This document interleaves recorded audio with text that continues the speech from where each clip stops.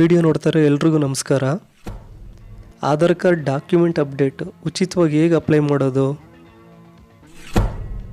Video ಪೂರ್ತಿಯಾಗಿ ನೋಡಿ. Step by step ಮಾಹಿತಿಯೊಂದಿಗೆ ತಿಳಿಸ್ಕೊಟ್ಟಿದ್ದೀವಿ.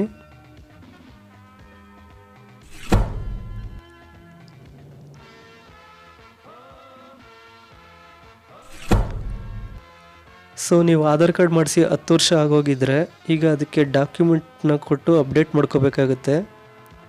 ಈ ಸರ್ವಿಸು 2025 ಜೂನ್ 14ನೇ ತಾರೀಕುವರೆಗೂ ಫ್ರೀ ಆಗಿರುತ್ತೆ. ಅದಾದಮೇಲೆ ಮೋಸ್ಟ್ಲಿ ಚಾರ್ಜಸ್ ಹಾಕ್ಬೋದು ಅಪ್ಲೈ ಮಾಡೋವಾಗ. ಸೊ ಫ್ರೀ ಇರೋವಾಗಲೇ ಮಾಡಿಕೊಂಡ್ರೆ ಒಳ್ಳೇದನ್ಸುತ್ತೆ. ಸೊ ಇದಕ್ಕೆ ಈಗೇನು ಡಾಕ್ಯುಮೆಂಟ್ನ ಕೊಡಬೇಕಾಗುತ್ತೆ, ಪ್ಯಾನ್ ಕಾರ್ಡು ಮತ್ತು ವೋಟರ್ ಐ ಡಿ ಇದ್ದರೆ ಸಾಕು. ಒಂದು ಅಡ್ರೆಸ್ ಪ್ರೂಫ್ಗೆ ಇನ್ನೊಂದು ಡೇಟ್ ಆಫ್ ಬರ್ತ್ ಪ್ರೂಫ್ಗೋಸ್ಕರ 2 ಡಾಕ್ಯುಮೆಂಟ್ನ ಅಪ್ಲೋಡ್ ಮಾಡಬೇಕಾಗುತ್ತೆ. ಸೊ ನೀವು ಯಾವುದೇ ಥರ ಬೆಂಗಳೂರು ಅಥವಾ ಆಧಾರ್ ಯಾವ್ದಾರ ಪರ್ಟಿಕ್ಯುಲರ್ ಕೇಂದ್ರಗಳಿಗೆ ಹೋಗಿ ಮಾಡ್ಕೊಳ್ಳೋ ಅವಶ್ಯಕತೆ ಏನಿರೋದಿಲ್ಲ. ನೀವೇ ಸ್ವತಃ ನಿಮ್ಮ ಮೊಬೈಲ್ನಲ್ಲೇ ಮಾಡ್ಕೋಬೋದು.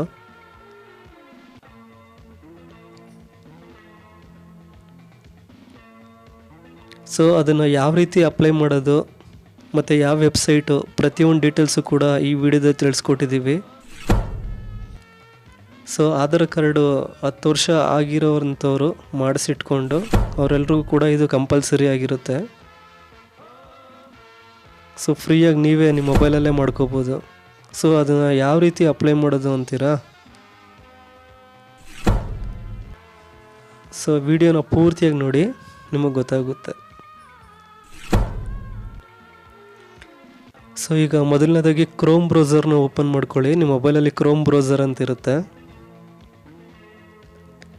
ಸೊ ಸರ್ಚ್ ಬಾರ್ಗೆ ಹೋಗಿ myAadhar.uidai.gov.in ಈ ವೆಬ್ಸೈಟ್ ಲಿಂಕನ್ನು ಡಿಸ್ಕ್ರಿಪ್ಷನ್ ಬಾಕ್ಸಲ್ಲಿ ಹಾಕಿರ್ತೀನಿ. ಬೇಕಾದ್ರೆ ಲಿಂಕ್ ಕ್ಲಿಕ್ ಮಾಡಿದ್ರೆ ನೀವು ಈ ಪೇಜಿಗೆ ಬರ್ತೀರ. ಸೊ ಆಧಾರ್ ನಂಬರ್ನ ಎಂಟ್ರಿ ಮಾಡ್ಕೋಬೇಕು. ಅದಾದಮೇಲೆ ಕ್ಯಾಪ್ಚಾ ಬರುತ್ತೆ, ಕ್ಯಾಪ್ಚಾ ಎಂಟ್ರಿ ಮಾಡಿಕೊಂಡು ಸೆಂಡ್ OTP ಮೇಲೆ ಕ್ಲಿಕ್ ಮಾಡಿ.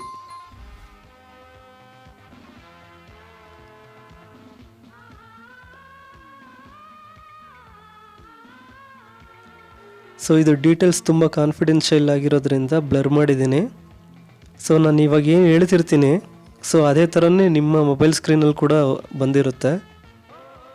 ಸೊ ಸೆಂಡ್ OTP ಮೇಲೆ ನೀವು ಕ್ಲಿಕ್ ಮಾಡಿದಾಗ 6 ನಂಬರ್ದು ಒಂದು OTP ಬರುತ್ತೆ. ಅದನ್ನು ಎಂಟ್ರಿ ಮಾಡಿಕೊಂಡು ಲಾಗಿನ್ ಮೇಲೆ ಕ್ಲಿಕ್ ಮಾಡ್ಕೊಳ್ಳಿ.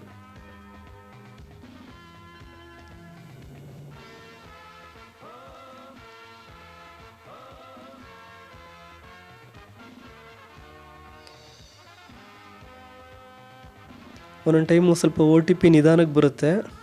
ಹಾಗಂತೇಳಿ ಮತ್ತೆ ಪೇಜ್ ಕ್ಲೋಸ್ ಮಾಡೋದಕ್ಕೆ ಹೋಗ್ಬೇಡಿ.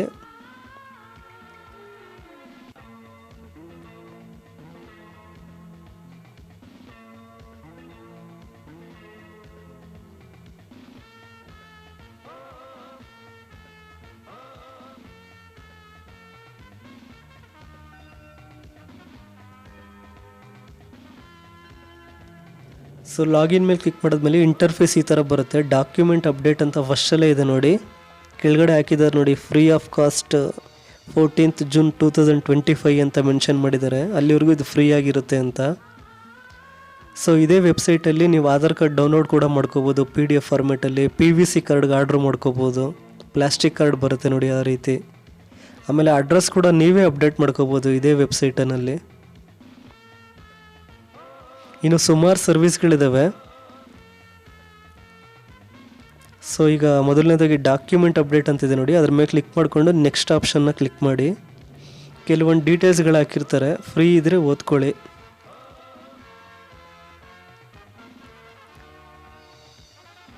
ಸೊ ಅದೇ ಇದು ಯಾವ ರೀತಿ ವರ್ಕ್ ಆಗುತ್ತೆ ಅಂತ ಇದು ಮಾಡ್ತಿದ್ದಾರೆ. ನೆಕ್ಸ್ಟ್ ತೊಗೊಂಡ್ರೆ ನಿಮ್ಮ ಡೀಟೇಲ್ಸ್ ಬರುತ್ತೆ, ನಿಮ್ಮ ಹೆಸರು, ಅಡ್ರೆಸ್ಸು, ತಂದೆ ಹೆಸರು ಇದೆಲ್ಲ ಇರುತ್ತೆ. ಅದ್ರ ಕೆಳಗಡೆ ಒಂದು ಚಿಕ್ಕದಾಗ ಒಂದು ಬಾಕ್ಸ್ ಥರ ಇದೆ ನೋಡಿ, ಅದ್ರ ಮೇಲೆ ಕ್ಲಿಕ್ ಮಾಡಿ ಮತ್ತೆ ಕಂಟಿನ್ಯೂ ತಗೊಳ್ಳಿ.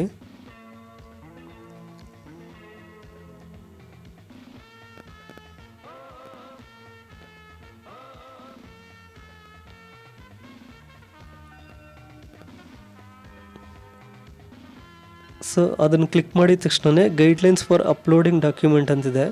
ನೀವು ಅಪ್ಲೋಡ್ ಮಾಡೋವಂಥ ಡಾಕ್ಯುಮೆಂಟು 2 MB ಇರಬೇಕು, ಅದರೊಳಗಡೆ ಇರಬೇಕು. ಪ್ಲಸ್ ಅದು JPG, PNG ಅಥವಾ PDF 3 ಫಾರ್ಮೆಟಲ್ಲಿ ಇದ್ದರೂ ಕೂಡ ಅದನ್ನು ಅಕ್ಸೆಪ್ಟ್ ಮಾಡ್ತಾರೆ. ಸೊ ಈಗ ನಾನು ಆವಾಗಲೇ ಹೇಳಿದ್ನಲ್ವ ಏನೇನು ಡಾಕ್ಯುಮೆಂಟ್ಸ್ ಇದೆ, ಒಂದು ಲಿಸ್ಟ್ ಇದೆ ಅಂತ, ಅದೇ ಲಿಸ್ಟ್ ಇದು. ಸೊ ನಾನು ಪ್ಯಾನ್ ಕಾರ್ಡ್ ಅಂತ ಹೇಳಿದೆ, ಇದರಲ್ಲಿ ಡ್ರೈವಿಂಗ್ ಲೈಸೆನ್ಸ್ ಇದೆ, ಇನ್ನು ಸುಮಾರು ಆಪ್ಷನ್ಸ್ಗಳಿದ್ದಾವೆ. SLC ಮಾಸ್ ಕಾರ್ಡ್ ಆಗಿರ್ಬೋದು, ಈ ರೀತಿ ಯಾವ್ದು ಬೇಕಾದ್ರೂ ಕೊಡ್ಬೋದು. ಪ್ಯಾನ್ ಕಾರ್ಡ್ ಕೊಟ್ಟರೆ ಹೇಗೆ ಪ್ಯಾನ್ ಕಾರ್ಡ್ ಕಂಪಲ್ಸರಿ ಇದ್ದೇ ಇರುತ್ತೆ, ಅದು ಕೊಟ್ಟರೆ ಅನುಕೂಲ ಆಗುತ್ತೆ ಅಂತ ಅಷ್ಟೇ ಹೇಳಿದ್ದು. ಸೊ ಈಗ ಡಾಕ್ಯುಮೆಂಟ್ನ ಅಪ್ಲೋಡ್ ಮಾಡಿ ಅಂತ ಕೇಳುತ್ತೆ.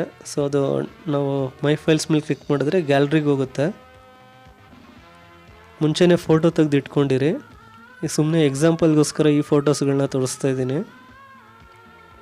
ಅದಾದಮೇಲೆ ಈಗ ಅಡ್ರೆಸ್ ಪ್ರೂಫ್ಗೊಂದು ಡಾಕ್ಯುಮೆಂಟ್ ಅಪ್ಲೋಡ್ ಮಾಡಬೇಕು. ಇದರಲ್ಲೂ ಕೂಡ Indian passport, gas bill, Kisan photo, passbook. So ಲಾಸ್ಟಲ್ಲಿ ವಾಟ್ರ್ ಬಿಲ್ ಇದೆ, ಅದ್ರ ಮೇಲ್ಗಡೆ ವೋಟರ್ ID ಇದೆ ನೋಡಿ, ಆ ರೀತಿ ಬರುತ್ತೆ. ಸೇಮ್ ಇದೇ ಥರ ಕಂಟಿನ್ಯೂ ಟು ಅಪ್ಲೋಡ್ ಅಂತಿದೆ.